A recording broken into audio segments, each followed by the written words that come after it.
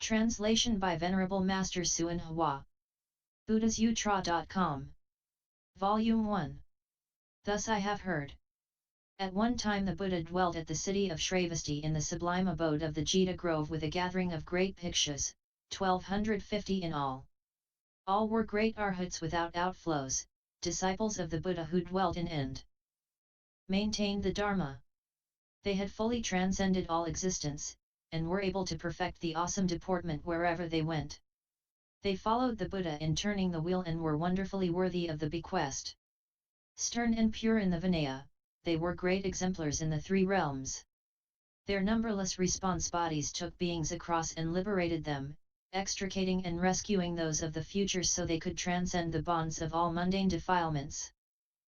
The names of the leaders were, the greatly wise Shariputra, Mahamadgalyayana, Mahakashyapa, Purnamaitrianiputra, Subhuti, Upanishad, and others.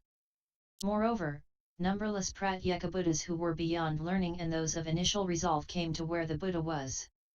All the bhikshus were there as well, having the pravarana at the close of the summer retreat. And there were also bodhisattvas from the 10 directions, who desired counsel in order to resolve their doubts. All were respectful and obedient to the awesome but compassionate one as they prepared to seek the secret meaning. Then the Tathágata arranged his seat, sat quietly and peacefully, and for the sake of everyone in the assembly, proclaimed the profound and mysterious. At the banquet of Dharma, what the members of the pure assembly obtained was unprecedented.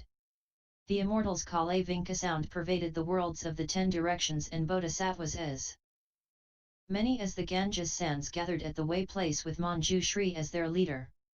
On the day of mourning, King Prasenajit, for the sake of his father, the former king, arranged a vegetarian feast and invited the Buddha to the side rooms of the palace.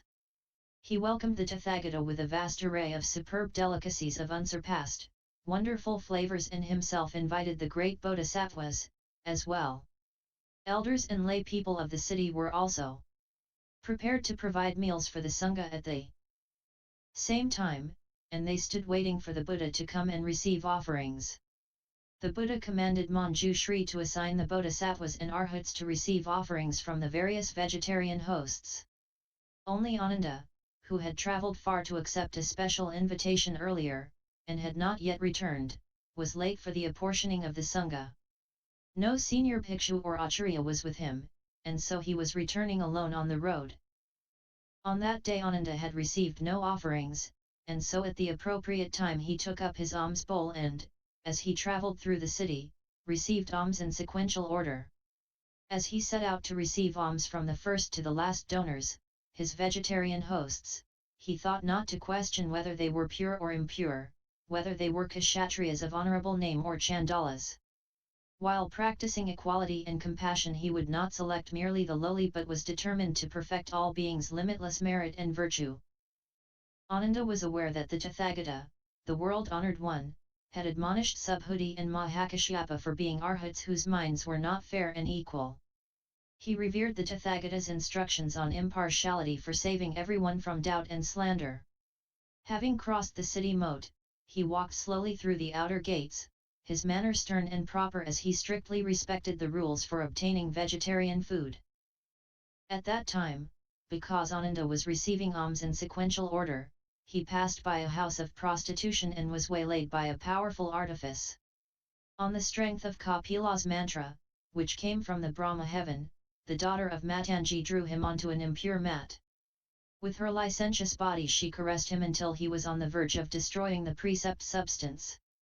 The Tathágata, knowing Ananda was being taken advantage of by an impure artifice, finished the meal and immediately returned to the sublime abode. The king, great officials, elders, and lay people followed along after the Buddha desiring to hear the essentials of the Dharma. Then the world-honored one from his crown emitted hundreds of rays of jeweled light, which dispelled all fear. Within the light appeared 1,000-petal jeweled lotus, upon which was seated a transformation body Buddha in full lotus posture, proclaiming a spiritual mantra. Shakyamuni Buddha commanded Manjushri to take the mantra and go provide protection, and, when the evil mantra was dispelled, to support Ananda and Matangi's daughter and encourage them to return to where the Buddha was. End SS 001